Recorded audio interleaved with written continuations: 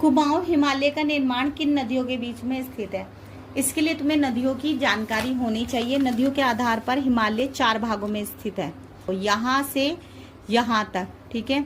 यहाँ पर हमारी सिंधु नदी बहती है, यहाँ पर सतलुज, ठीक है।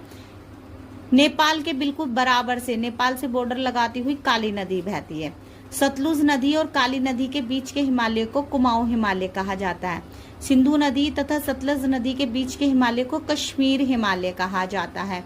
नेपाल से आगे यहाँ पर सिक्किम आ जाता है। सिक्किम आधा क्रॉस करने के बाद में तिस्ता नदी बहती है। काली नदी और तिस्ता नदी के बीच के हिमालय को नेपाल हिमालय कहा जाता है।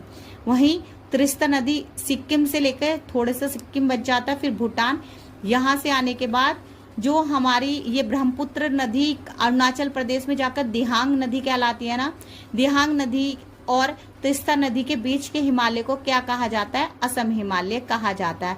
4 प्रकार से नदियों के आधार पर हिमालय को बांटा गया, तो इसका आंसर हो जाएगा सतलज तथा काली नदी के बीच के हिमालय को क्या कहा जाता है? कुमाऊं हिमालय कहा जाता है।